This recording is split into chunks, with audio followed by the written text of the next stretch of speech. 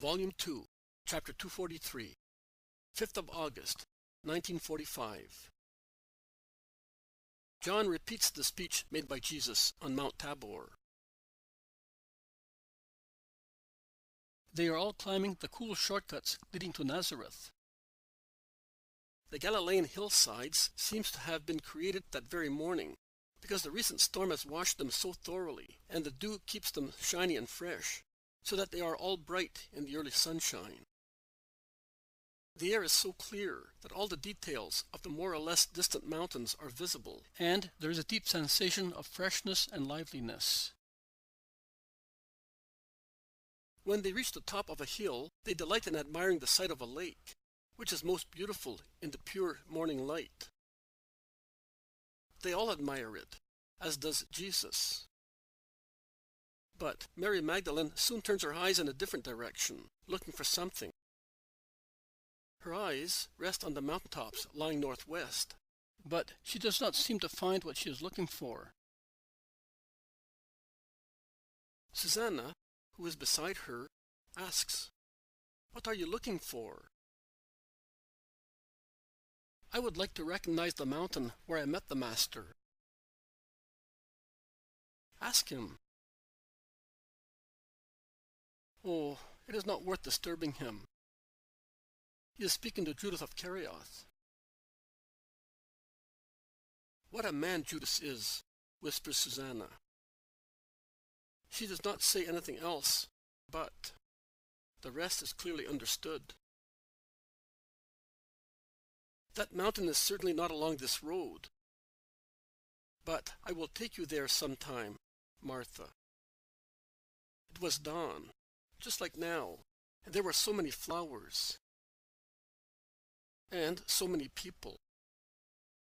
Oh, Martha. And I had the audacity to appear in front of everybody in that shameful dress, and with those friends. No, you cannot be offended at Judas's words. I deserved them. I deserved every one of them. And the present suffering is my expiation. Everybody remembers, and everybody is right in telling me the truth. And I must be silent. Oh, if one only pondered before sinning. Who offends me now is my best friend, because he helps me to expiate. But that does not mean that he has not done wrong. Mother, is your son really pleased with that man? We must pray very much for him. So he says. John leaves the apostles to come and help the women at a difficult passage, where their sandals slip as the path is strewn with smooth stones, like reddish slates, and with glossy hard grass, which is very dangerous, as the foot has no grip on it. The zealot imitates John, and the women pass over the difficult spot, leaning on them. This is rather a difficult road, but there is no dust and no travelers on it. And it is shorter, says the zealot. I know it, Simon, says Mary. I came to that little village halfway up the hill with my nephews when Jesus was driven out of Nazareth, says the Blessed Virgin with a sigh. But the world is beautiful from here. There is the Tabor, over there, and the Hermon, and to the north the mountains of Arbela, and over there, in the back, the great Hermon. It is a pity that the sea is not visible as it is from Tabor, says John. Have you been there? Yes, with the Master. John, through his love for the infinite, obtained a great joy for us, because on the top of the mountain Jesus spoke of God so ecstatically that we had never heard the like before. And after receiving so much, we obtained a great conversion. You will meet the man too, Mary, and your spirit will be fortified more than it already is. We found a man hardened with hatred, brutalized by remorse, and Jesus turned him into a man who, I am sure, will become a great disciple. Like you, Mary. Because you can be sure that what I tell you is the truth.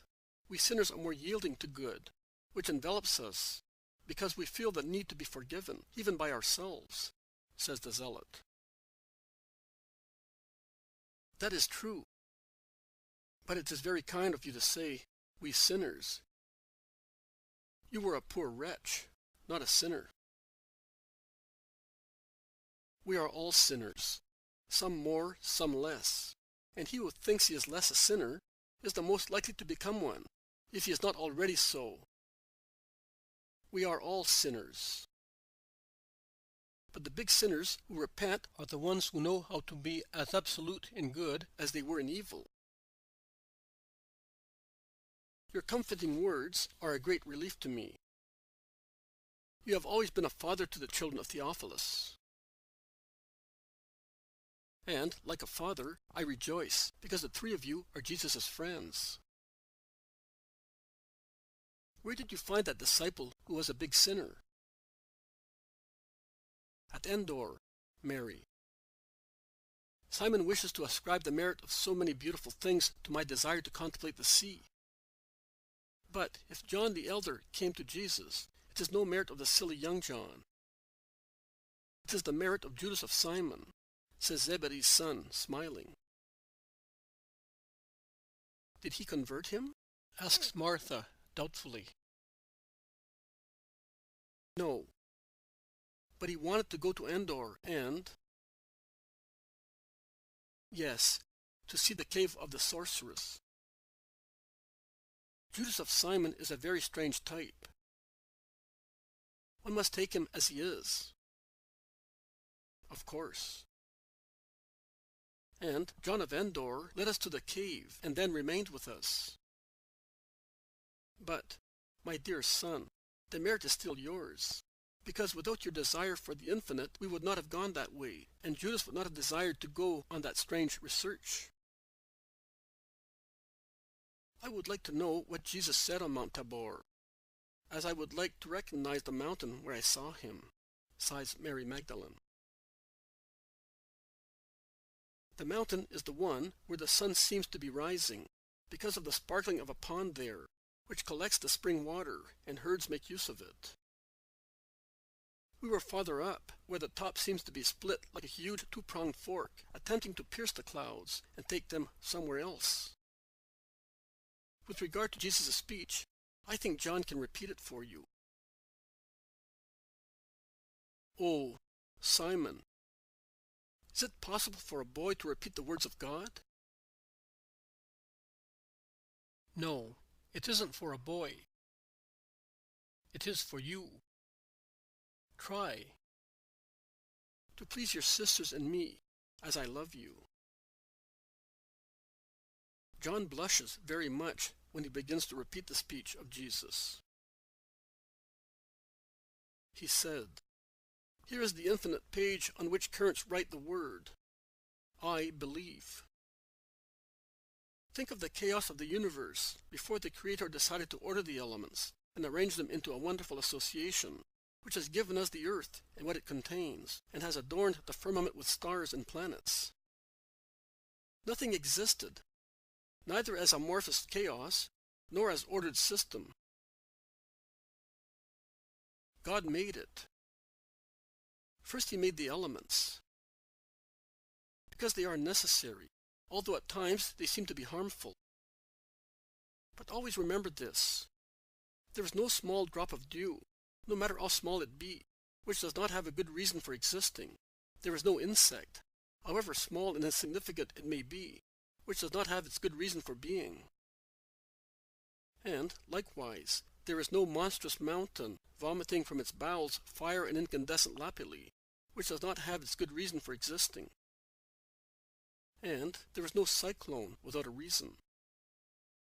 And, passing from things to people, there is no event, no tear, no joy, no birth, death, no sterility and prolific maternity, no long marriage life or early widowhood, no misfortune of calamities and diseases, or prosperity of wealth and health, which does not have its good reason for being, even if it does not appear as such to the short-sightedness and pride of man, who see and judge through the cataracts and fogs typical of imperfect things.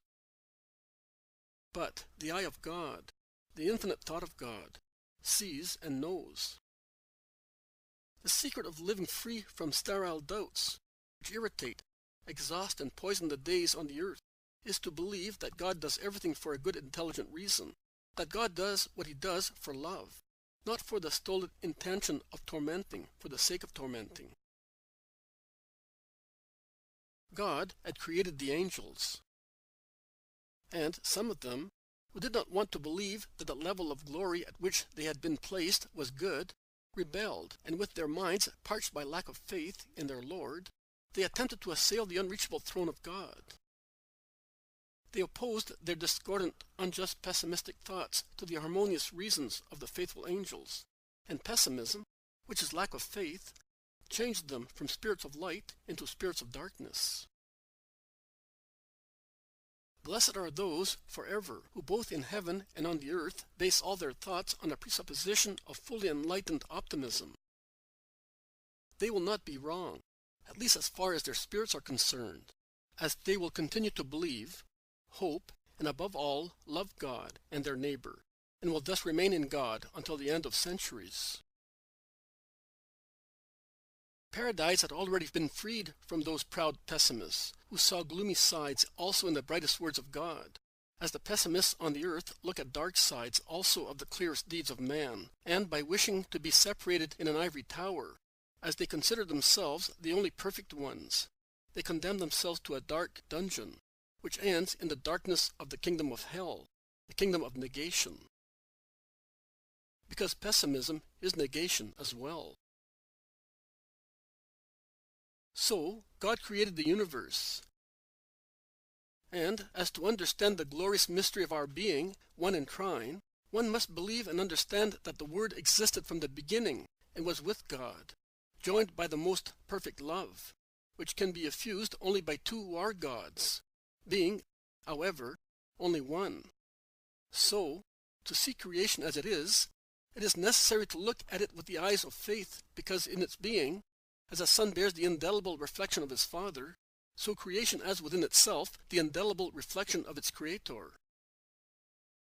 We shall then see in the beginning that there was the sky and the earth, and then light, which can be compared to love. Because light is delight, as love is. And light is the atmosphere of paradise.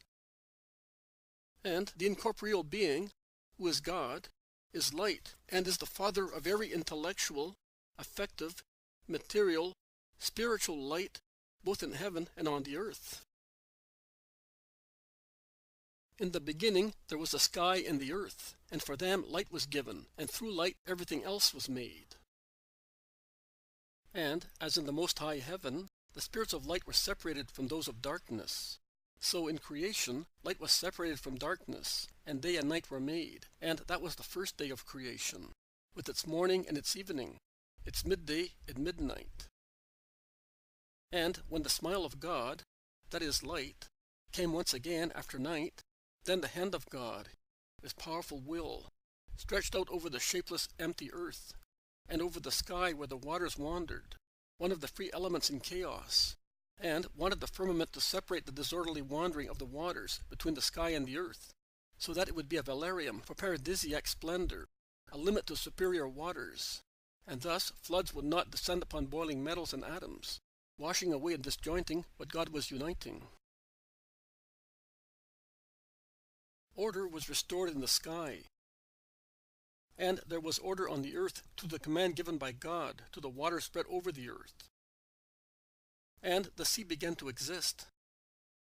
There it is. On it, as on the firmament, it is written, God is. Whatever the intellectuality of man is, or is faith, or disbelief, in front of this page, in which a particle of infinity, which is God, shines, and in which there is the evidence of his power, man is obliged to believe, because no human power and no natural settlement of elements can possibly repeat such a wonder, not even in a very small way.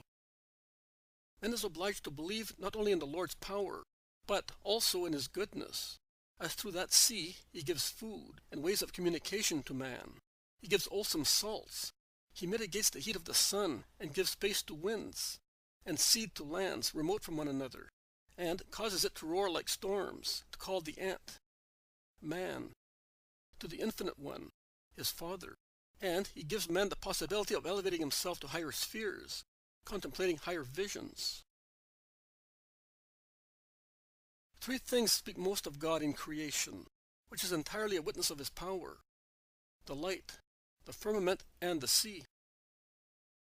The astral and meteorological order, which is a reflection of the divine order. The light, which only a God could create. The sea, the power which only God could confine within firm limits, after creating it, and he gave it motion and voice, without, however, damaging, as a turbulent disorderly element, the earth, which bears the sea on its surface. Ponder on the mystery of light, which is inexhaustible. Raise your eyes towards the firmament, where stars and planets are resplendent. Look at the sea and consider it for what it is. It is not a separation, but a bridge between peoples who live on other shores, and although they cannot be seen and are unknown, one must believe that they exist, simply because the sea exists. God does not make anything useless. He, therefore, would not have created the seemingly infinite sea unless it were limited by other lands beyond the horizon, which prevents us from seeing, lands which are populated with other man, who have all come from one only God, and by God's will have been carried there by storms and currents, to people continents and regions.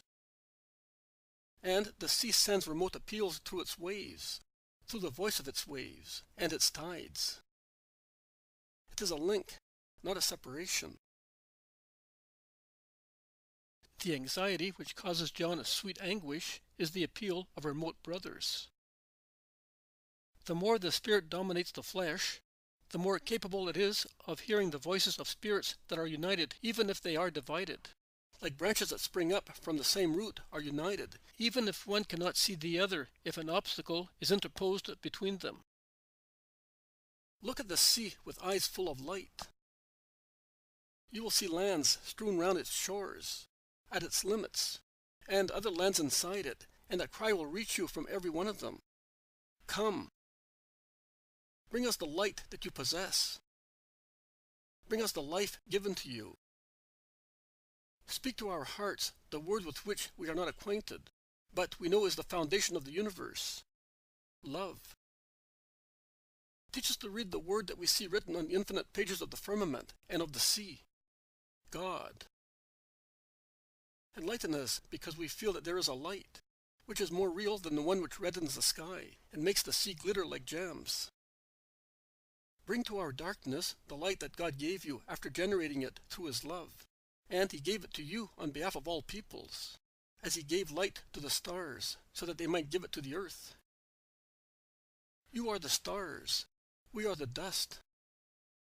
But form us as the Creator formed the earth with dust, so that man might people it, adoring him now and forever, until the hour comes when there is no earth, but the kingdom comes. The kingdom of light, of love, of peace, as the living God told you it will be, because we are children of this God as well, and we ask to become acquainted with our Father. And learn to go along the ways of infinity, without fear and without disdain, towards those who call you and weep, towards those who will also grieve you, because they feel God, but do not know how to adore God. But they will also procure you glory, because the more you possess love and bestow it, leading to the truth that people who are waiting to reach it, the greater you will be. Jesus said so, but much better than I did.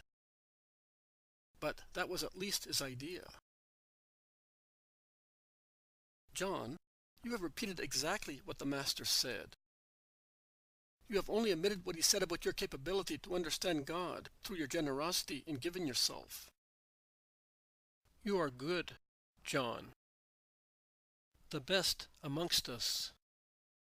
We have come to the end of our way without noticing it. There is Nazareth on its hill. The Master is looking at us and smiling. Let us reach him at once to enter the village together. Thank you, John, says Our Lady. You have given a great present to your mother. I thank you, too. You have opened infinite horizons to poor Mary. What were you talking so much about? Jesus asks those who have just joined him. John has repeated the speech you made on Mount Tabor. Perfectly. And we were all delighted. I am glad that my mother has heard it, because the sea is related to her name, and her charity is as vast as the sea. Son, you possess such charity as the man, and yet it is nothing as compared to your infinite charity of the divine word. My sweet Jesus. Mother, come near me. As you held me by the hand when we came back from Cana or from Jerusalem, when I was a little boy. And they look at each other with eyes full of love.